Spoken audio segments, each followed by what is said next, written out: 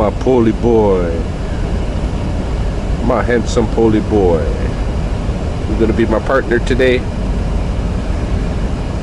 Yeah. Okay, it is almost 9 o'clock in the AM on Saturday, February 15th, 2020 in the lunar cycle Tato, and it looks like it's gonna snow.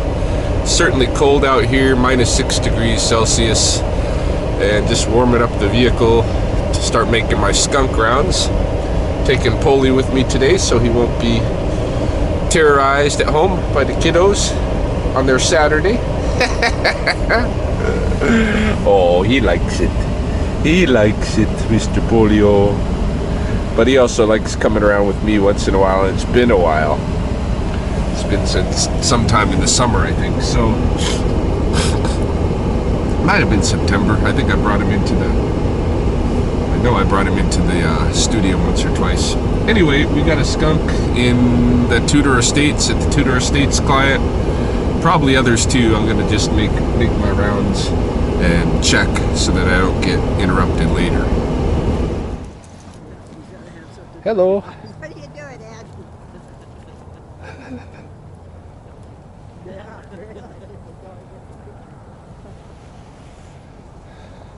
Yeah, with Polly as my sidekick today, I figured it's a good idea to get out here, let him get his poops out, and what better place than this off-leash south side dog run. It's on our way to skunk number 1, and yeah, he's just loving it. He's just loving it. He doesn't get this around the neighborhood where he can be just off his leash, and there's other dogs and they're friendly. That's just awesome.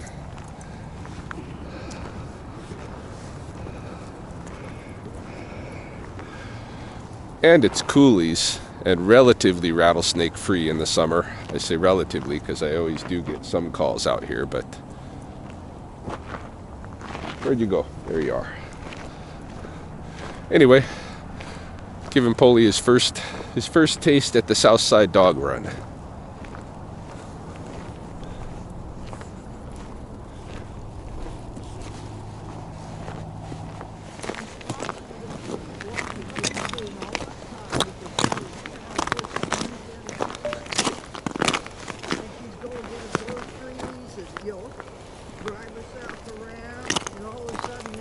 Come on, Popo.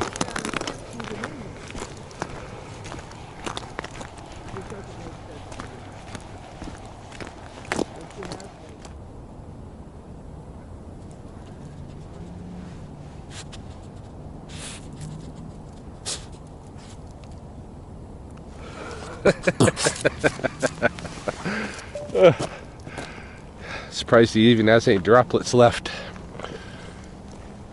Just about back to the parking lot now. Made a smaller round than some people are making, just because I've got skunks waiting in traps, most likely. Well, one at least. Oh, there's a big dog coming. Big dog coming. There's the cemetery where we recently caught the rabbit on that next coulee ridge. And then that's the road leading down to the country club where I pick up rattlesnakes sometimes in the summer.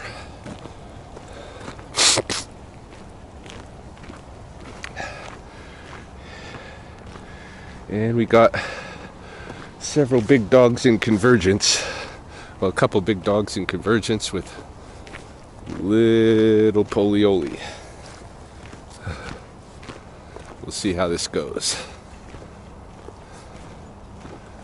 Oh, that one's a little extra playful. Come here, Popo. Come here, Popo. I know you're not going to want to play like that. You're not going to want to play. Hey, buddy. Hey, buddy.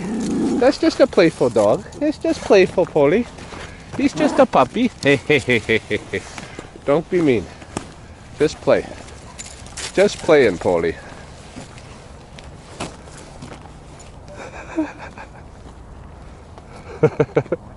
Morning. Come on. Tough with the big and little dog at the same time. I'm not sure what he's going to do. No. Yeah, yeah.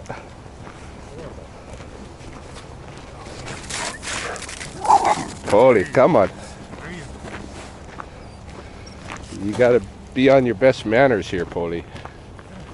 Let's go. We'll get your hair up over a big puppy dog.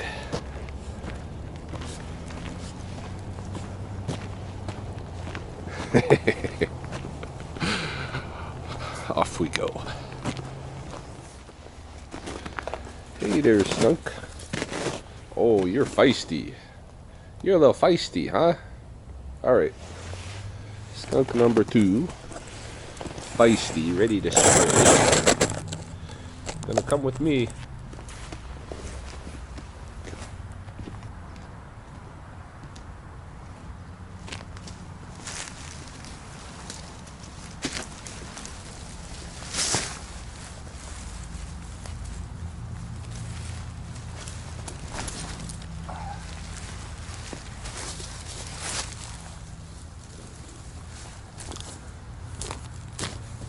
Fresh spray? Maybe a dab. Maybe a dab. Not too bad. Off we go.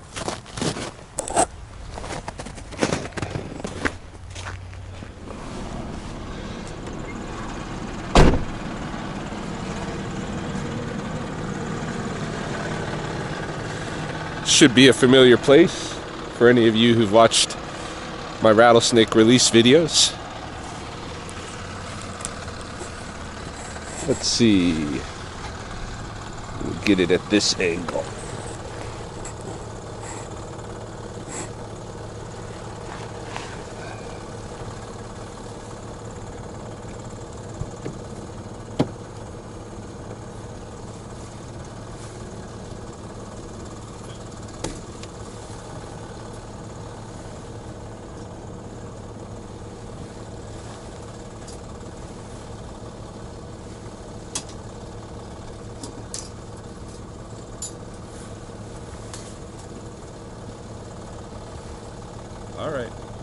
All right, big guy.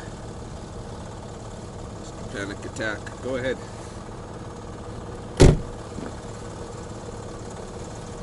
Not gonna spray in my car either.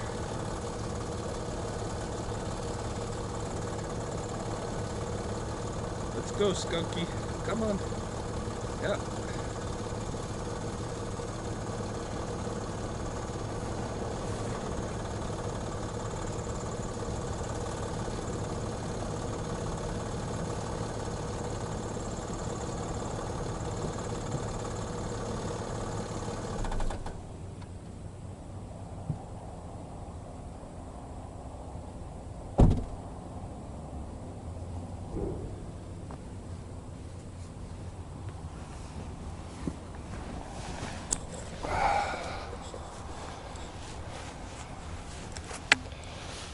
What are we gonna do with you, huh? You gotta go out of there. You're free. Go wait, see that door. Get Sim. Go. Scott, sit.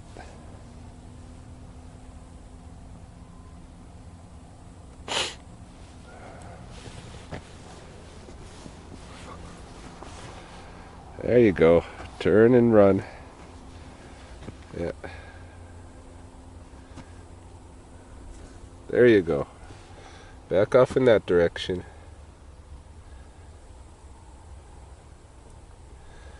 He wants to face me, but still have his weapon ready. Let's go. Let's go.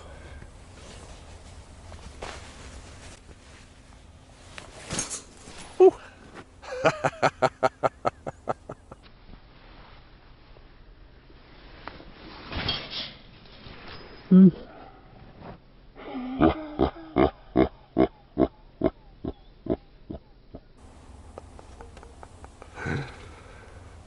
Shoot.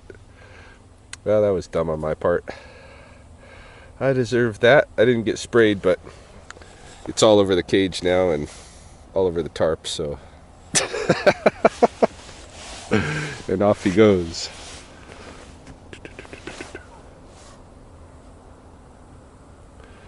Yeah, go to the wood pile. Security in the wood pile.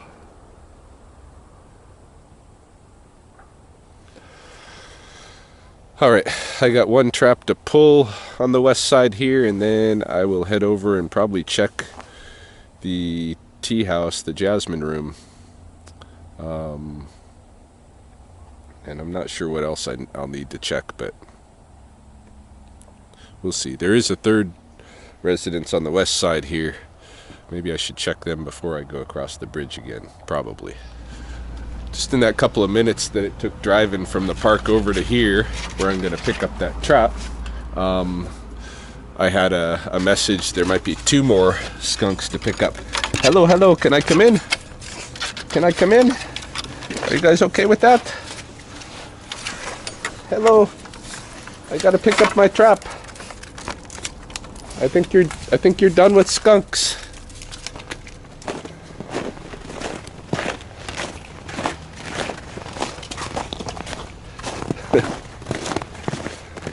Friendly dogs. It's Friendly Dog Day.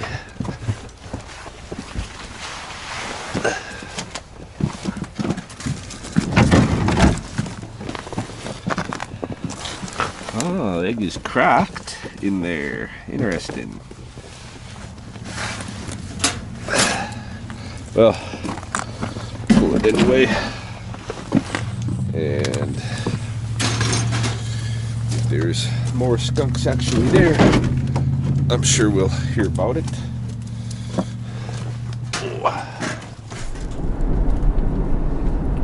It's passing the Riverstone area now. I picked up the trap that wasn't hitting back there. A couple of nice dogs in the backyard. They were barking. Their owner apparently didn't notice me at all, so I just let myself in, and the dogs were good with it. Gathered my trap, and then there's a speed trap on the side of the road right over there. I'm not speeding or anything. I get speeding tickets, but you know what kind I get are like, I'm going 42 kilometers an hour in a 30 kilometer an hour school zone or something like that, you know. And that's only because I think that the speed is supposed to still be 50, right? That's how I speed. Any case, grabbed my trap and got back into the vehicle to find that I have 2 more subcontracted skunks to go and fetch if I want them, and I do. So I am running out to that same country address as yesterday, and then I'm hitting one on the north side by where I stay. But while I'm en route, I am going to stop over here, check the west side trap, and cross the bridge, check the Jasmine room trap. I might not check the Jasmine room. They're pretty good at reporting if they have one, so I'm just gonna leave that. But I'll check this west side one before I cross the river, and then yeah, we'll be off to get a couple more skunks. Someone commented, I didn't read the whole thing yet, but I just noticed it last night before I went to bed. Somebody had commented on my video from maybe yesterday, the day before, that, you know, while it's nice that I'm not killing these skunks and raccoons and such myself when I grab them, that research shows there's a high mortality rate among animals that are relocated like this. Small mammals that are relocated for various reasons, a lot of them predation, and you know, they're like, people think that the animals are you know, they're made for that environment or whatever, right?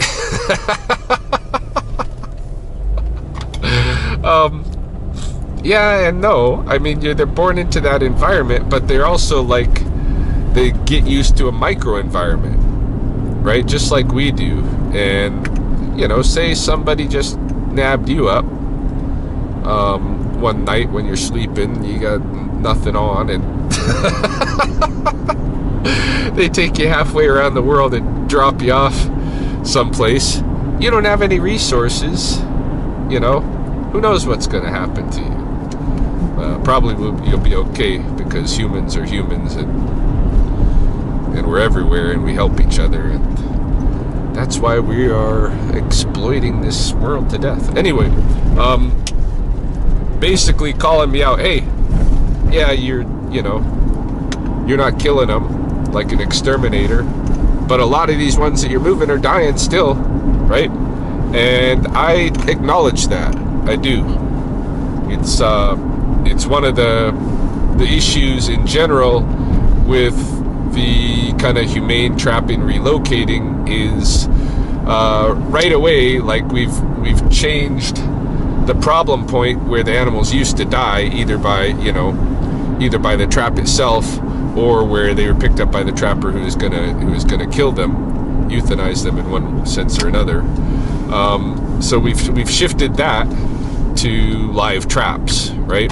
So we fixed that break, but now we do have this issue of the challenges that the animals are faced with in the environment that we leave them in, and that challenge we haven't come to meet very well. In all kinds of different situations with different animals being relocated and stuff, right?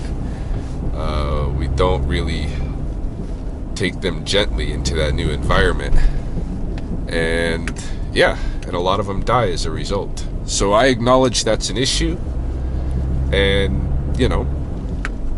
I am willing to and interested in,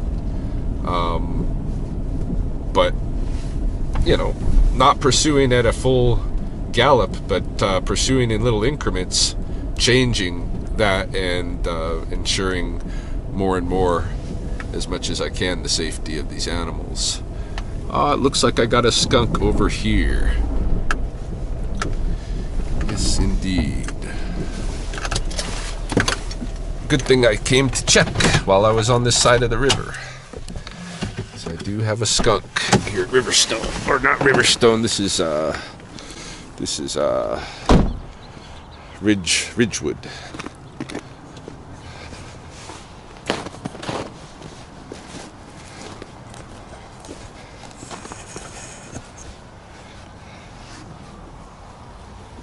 Good morning. Wakey, wakey. I gotta take ya.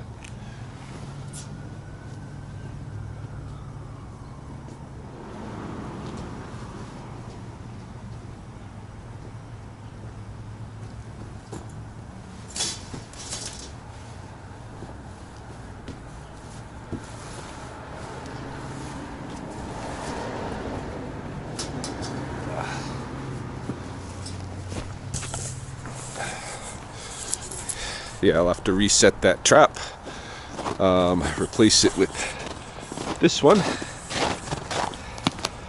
and be on our way.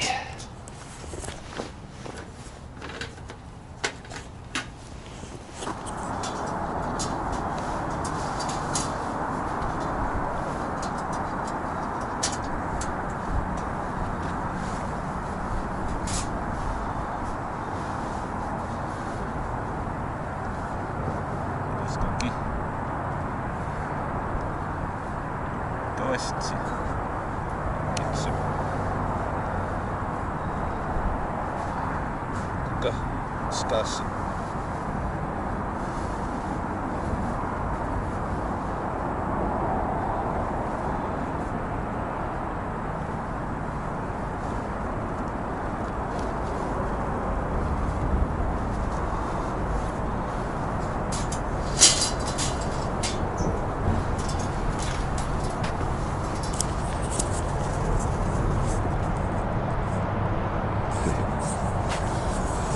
Looks like there was a big cave in here. This is why you don't want to stand too close to these edges, these cut banks. Spokane is right over across the river. This is the other perspective. Lots of geese on the big island.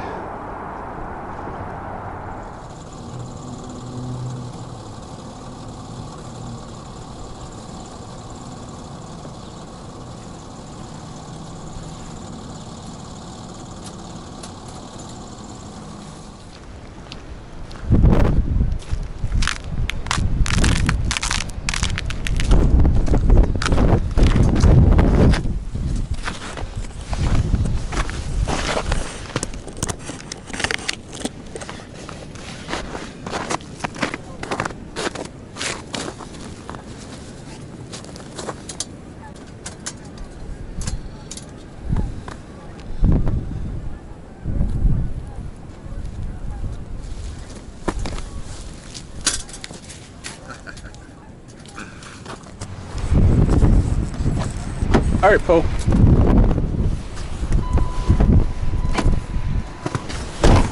Come on, big boy.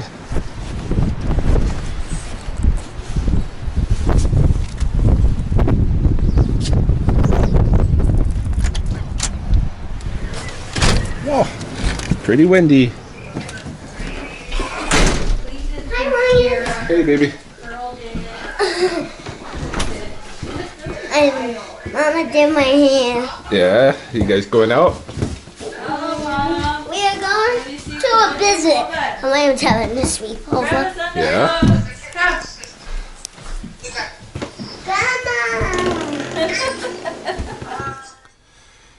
It was busy in there. There's sausage a cooking and kids a playing and grandma's on the phone. I had to cut in on the phone conversation, let Chelsea know I got to get out of here and go move another skunk, but I'm leaving Polly for the rest of the afternoon. And I took this that Margie Cropbeard Wolf did for me for our next batch of Rattlesnakes of Lethbridge t-shirts. She gave it to me like a year ago, and I still haven't got the t-shirts made. I've got at least one, maybe a couple of patrons on my Patreon account who have earned t-shirts for their patronage. So I need to make some t-shirts. I want to make some, get them started for the new season coming up anyway.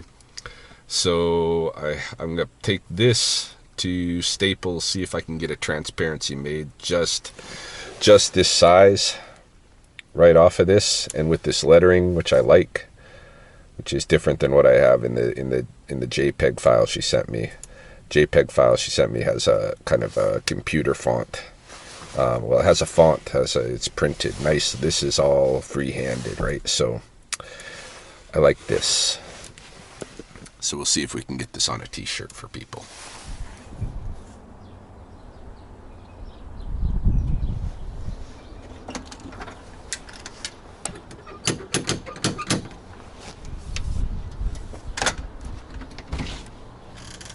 Hello.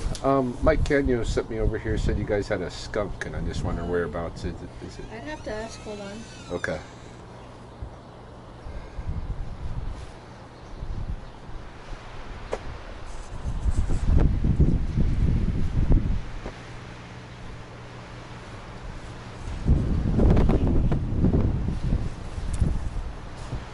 Yeah, he'll just be right out. Okay. Well, I've been picking up skunks all morning. Oh, really? So, yeah. I imagine it's in the backyard, but I just didn't want to go in there in Yeah, case I don't know where without it you is. guys'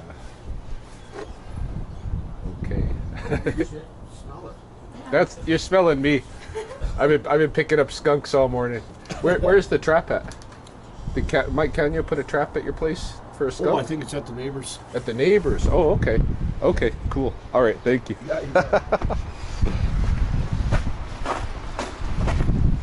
Oh, indeed. Here we are. Hey, big boy, or girl, whatever the case may be.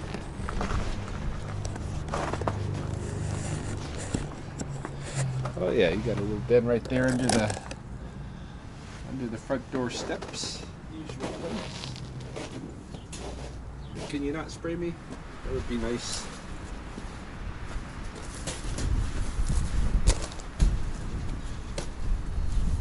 Yeah, I switched out my boots.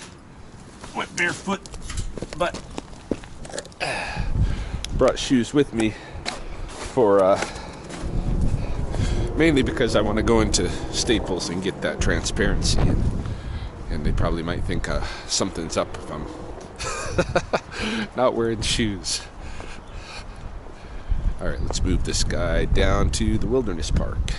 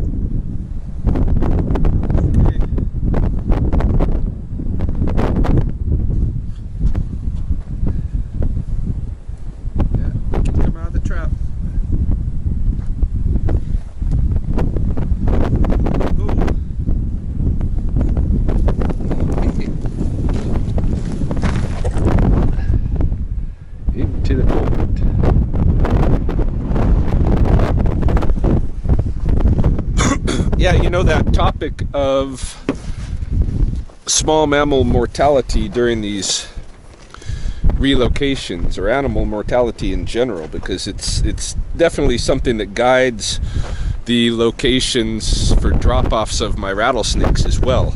That concern about them just being in such an unfamiliar environment that they'll get killed. All of us, we know the safe places to go in our environments. We know the threats that are really predictable, that are there all the time or most of the time. And we know the resources and the cycles of resources. When you take an animal, drop it somewhere else, it really doesn't know all that stuff. And being alone might be an issue too.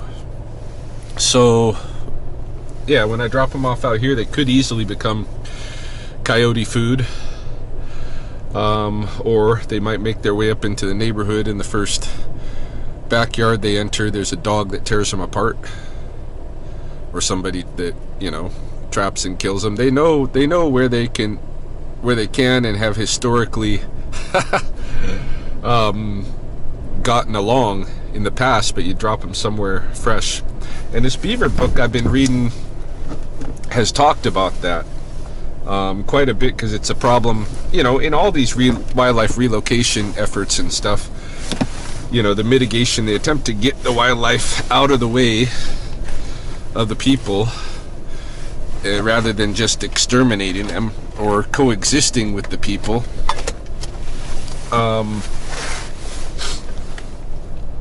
Yeah, it's a real problem. So for beavers, they did give one example. I think it was Washington State forestry guys who, rather than just live trapping and relocating willy-nilly, they would try to pair beavers up. So they'd make sure they got a male and a female together, which I learned is, in order to do that, they kind of do a butt sniffing. The reason that beavers' genus name is castor is because it's from castration, because their genitals don't show on the outside. They have a cloaca like snakes. Everything comes out one hole, including their for the male, their genitalia and such, and just like snakes. And so and the beavers, I learned from this book, do their mating in the cold part of winter, right in the middle of winter. Any case, yeah, they try to pair them up. In order to do that, since you can't see the genitalia on the outside, you have to kind of sniff the beavers, and the men anal glands have a little bit more of a oily smell, or oil kind of a smell to them. And the females, what did they say? It smells something like what was the females? It was something different, almost, maybe it was like a vanilla-ish. I don't know, but you gotta smell butts. I might be in for some of that stuff as we develop this program here in Lethbridge. We'll see. But they would make sure they had a bonded couple, and then they would bring them to an area where they thought they would actually succeed, because just because there's an area that looks to have the kind of resources that an animal would want does not mean they're going to succeed there. There might be a reason why they're not there already, of their own inclination. The population hasn't moved there by itself. It could be there's too many predators. It could be there's really, whatever environmental factors at play that makes that place not a good place for them to live. So you keep dropping animals off in that place where animals die, and they keep dying, So anyway, they've had moderate success, more success, I think, than other programs in terms of the relocation survival, doing their matchups and being a little bit selective where they drop them off. going into last summer, I at least tried to do that some with skunks and their babies. If I was catching kits that I know were not going to survive because of their young age, I tried to pair them up with other kits and even mothers and little families and such, but was all, I didn't have any permits to do that, and I got a little, rap on the knuckles for doing so. My business, as far as the legalities of it go, I'm just supposed to pick them up and drop them off, and usually within an hour of the pickup is what's required, hey?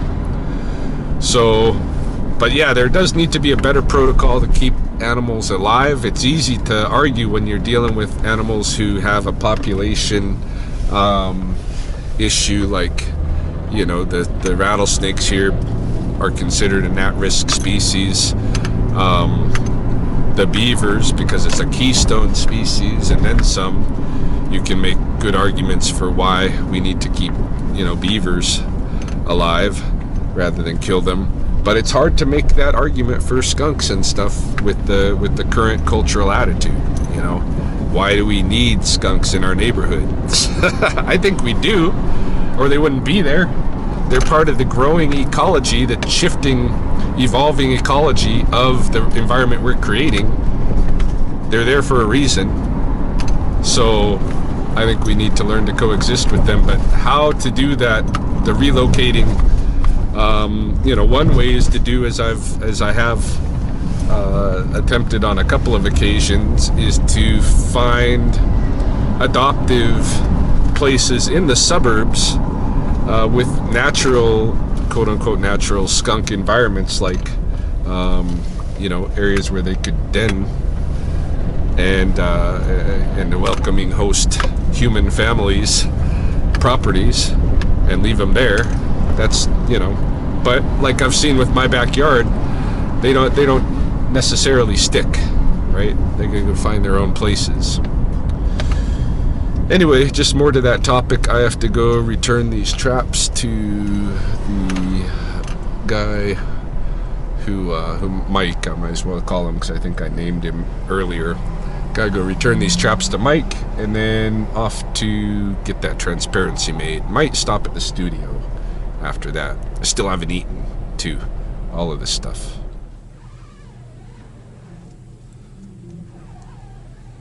Just finishing prepping the last of my 3 screens, silk screens, the photo emulsion fluid.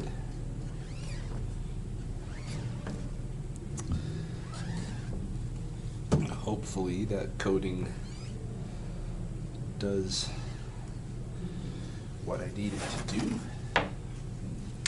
I'm stashing these, they're photosensitive, so I'm stashing them in the dark over here to dry in the storage, in the creepy storage area.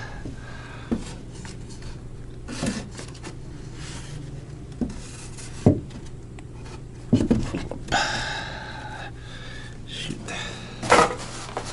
It's not just sitting easy. There we go.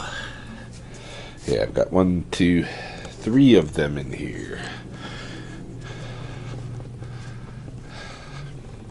So I will let those dry, clean up my mess here. And if they dry soon enough today, they probably won't. I should probably wait till tomorrow, Monday. Then I can burn the image into it. I also kind of want to get another image.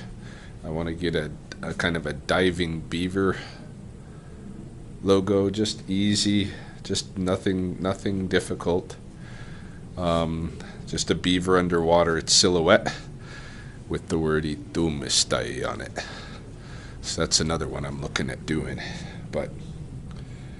And then I think I'll let Beamer use one of these screens to try with one of his logos. And yeah, if all's working well, we'll probably utilize this stuff for the next round of artists. We shall see.